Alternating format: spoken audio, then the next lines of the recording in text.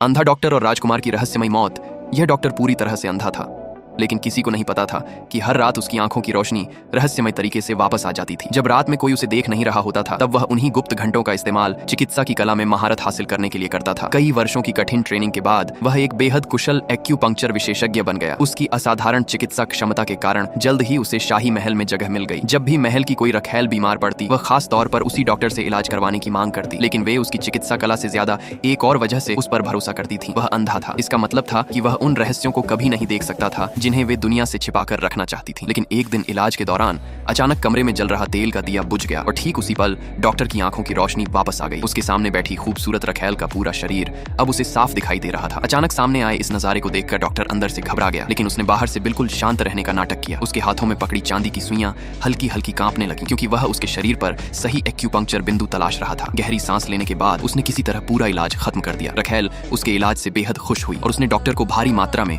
सोना चांदी इनाम में दिया। इतना धन उसके लिए पूरी जिंदगी आराम से जीने के लिए काफी था। इसलिए डॉक्टर ने अपनी नौकरी छोड़कर घर लौटने और शांतिपूर्ण जीवन जीने के बारे में सोचना शुरू कर दिया। लेकिन तभी अचानक खबर आई कि युवराज गंभीर रूप से बीमार पड़ गया है। खबर मिलते ही मुख्य शाही चिकित्सक तुरंत डॉक्टर को अपने साथ युवराज का इलाज करने के लिए ले गया। युवराज की जांच करने के बाद मुख्य चिकित्सक ने बताया कि उसे मलेरिया है और तुरंत इलाज की जरूरत है। डॉक्टर बस एक तरफ खड़ा होकर घबराते हुए इलाज में मदद करता रहा, लेकिन जल्द ही उसे कुछ गड़बड़ महसूस हुई। अपनी बेहद तेज सुनने की क्षमता से उसने युवराज की दर्द से भरी हल्की चीखें सुनी और मुख्य चिकित्सक ने जो तौलिया उसे दिया था उसमें से खून की तेज गंध आ रही थी। तभी अचानक हवा का एक तेज झोंका आया और कमरे में जल रही सभी मोमबत्तियां बुझ गईं। जैसे ही डॉक्टर की आंखों की रोशनी वापस आई, उसके सामने एक बेहद डरावना दृश्य था। युवराज के पूरे शरीर में अनगिनत चांदी की सुइयां घुसी हुई थी। उसका शरीर लगातार झटके खा रहा था और उसकी आंखों, नाक, मुंह और कानों से खून बह रहा था। वहीं उसके पास खड़ा मुख्य चिकित्सक बेहद शांत भाव से उसके शरीर से बह रहा खून साफ कर रहा था। यह दृश्य देखकर डॉक्टर पूरी तरह से सदमे में आ गया और उसके चेहरे पर डर साफ दिखाई देने लगा। लेकिन मुख्य चिकित्सक ने तुरंत उसकी प्रतिक्रिया देख ली। वह धीरे धीरे डॉक्टर की तरफ बढ़ा और उसके चेहरे के हर भाव को ध्यान से देखने लगा। खुशकिस्मती से